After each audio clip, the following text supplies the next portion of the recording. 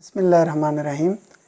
سورہ روم میں chapter number 30 آیت نمبر 31 اللہ سبحانہ وتعالیٰ فرماتے ہیں وَأَقِمُوا الصَّلَاةَ وَلَا تَكُونُوا مِنَ الْمُشْرِكِينَ، اور نماز کو قائم کرو اور دیکھو مشرکوں میں سے نہ ہو جانا۔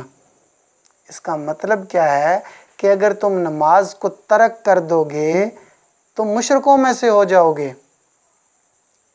اس کو سپورٹیو صحیح مسلم کی حدیث ہے 246 نمبر انٹرنیشنل نمبرنگ کے حساب سے۔ رسول اللہ صلی اللہ علیہ وسلم نے فرمایا کہ بندے کے ایمان اور کفر میں فرق نماز ہے۔ بندے کے ایمان اور کفر میں فرق نماز ہے۔ تو اس کا مطلب ہے کہ جو شخص نماز نہیں پڑھتا وہ پاکستان کے شناختی کارڈ میں تو مسلمان ہے، اس کا نام محمد علی، اصغر علی، ابو بکر، عمر، زین کچھ بھی رکھ لے، لیکن عملاً وہ کافر ہے۔ اعتقاداً تو مسلم ہے لیکن عملاً کافر ہے۔ بندے کے ایمان اور کفر میں فرق نماز ہے۔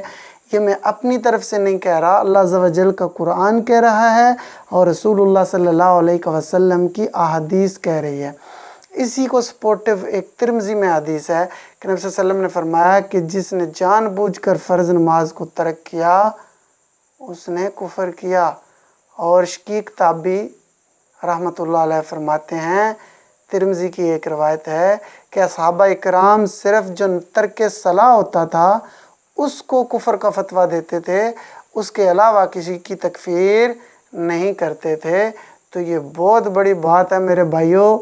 قیامت کے دن سب سے پہلا جو سوال ہے وہ نماز کے بارے میں ہوگا جو حقوق اللہ میں سے ہے، اور حقوق العباد میں سب سے پہلا جو سنایا جائے گا کیس وہ قتل کا کیس ہوگا۔ تو نماز کے بارے میں حقوق اللہ میں سب سے پہلے پوچھ گچھ ہونے والی ہے۔ تو ویسے تو نبی صلی اللہ علیہ وسلم سے بڑی محبت ہے، تو جان لیجئے نا کہ یہ آقا علیہ السلام کی آنکھوں کی ٹھنڈک ہے۔ مومن کی معراج ہے نماز، تو نماز سے دوری کیوں؟ تعجب ہے کہ آپ کو نماز کی فرصت نہیں ہے۔ تو پیارے بھائیو، یہ دنیا چھوٹی سی ہے اور ختم ہو جانے والی ہے۔ کثرت کی چاہت نے تمہیں غافل کر دیا حتیٰ کہ تم قبرستان تک پہنچ گئے۔ تو قبرستان سے پہلے آپ نماز پڑھ لیں اور عملاً بھی مسلمان رہیں۔ اعتقاداً تو الحمدللہ آپ مسلمان ہیں ہی ہیں۔